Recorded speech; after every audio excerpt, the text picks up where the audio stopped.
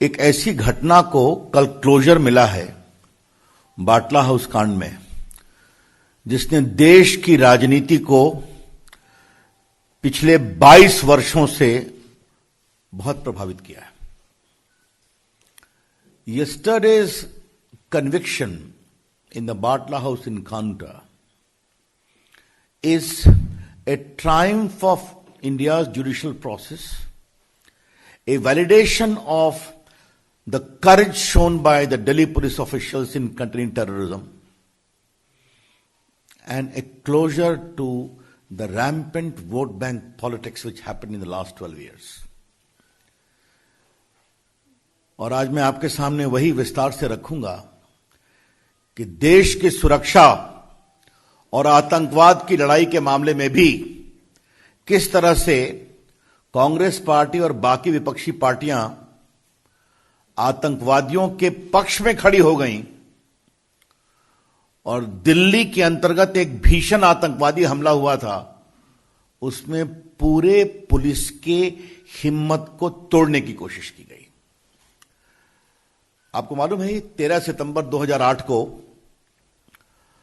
दिल्ली में सिलसिलेवार धमाके हुए थे। ग्रेटर कैलाश में हुए थे, डिफेंस कॉलोनी में हुए थे,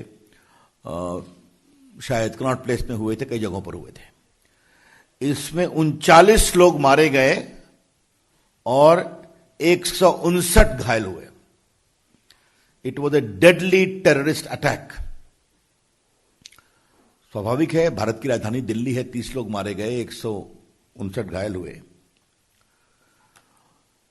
जब दिल्ली पुलिस को मालूम हुआ कि इसमें इंडियन मुजाहिदीन के लोगों ने यह काम किया है, उनकी तलाश में लगे हुए थे और उनको मालूम हुआ कि जामिया नगर के पास बाटला हाउस में वो छुपे हुए हैं, तो पुलिस प्लेन ड्रेस में वहां कार्रवाई करने गई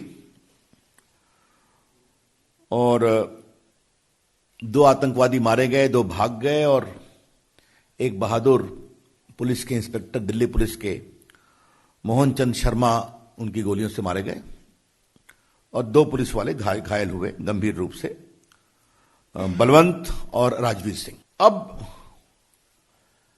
कोर्ट ने क्या माना है कल के फैसले में, जिसमें उन्होंने आरिज खान को दोषी पाया है कि भारत की एकता और अखंडता पर हमला था, यह आतंकवाद की घटना थी और लगभग 100 गवाहों की गवाही और इलेक्ट्रॉनिक एविडेंस के आधार पर उन्होंने पूरे इस घटना को सही पाया है।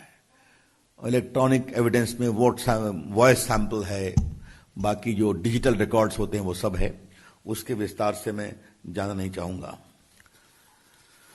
मैं आपको जरा बताना चाहता हूं कि ये आरिज खान साहब कौन थे। आरिज खान उर्फ जुनैद, ये बाटला हाउस इनकाउंटर के अलावे 2007 में यूपी के लखनऊ कोर्ट ब्लास्ट, फैजाबाद और वाराणसी ब्लास्ट में भी शामिल था। साल 2008 में दिल्ली, जयपुर, अहमदाबाद और यूपी के अदालतों में जो धमाके हुए थे, उसके मुख्य साजिशकर्ता का नाम आरिज था। इन सभी धमाकों में 165 लोगों की जानें गई और 535 लोग घायल हुए। In fact I can very safely say that Ariz Khan was a serial terrorist and a killer.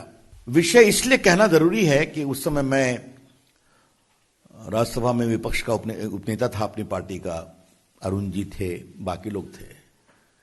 मतलब मुझे आपसे कहने में कोई शंका नहीं है कि दिल्ली पुलिस के कई लोगों ने हम लोगों से परोक्ष संपर्क किया कि हमें बचाइए, हमें ही हमलावर बताने की मुहिम चल पड़ी है। हम देश की सुरक्षा के लिए क्या करें?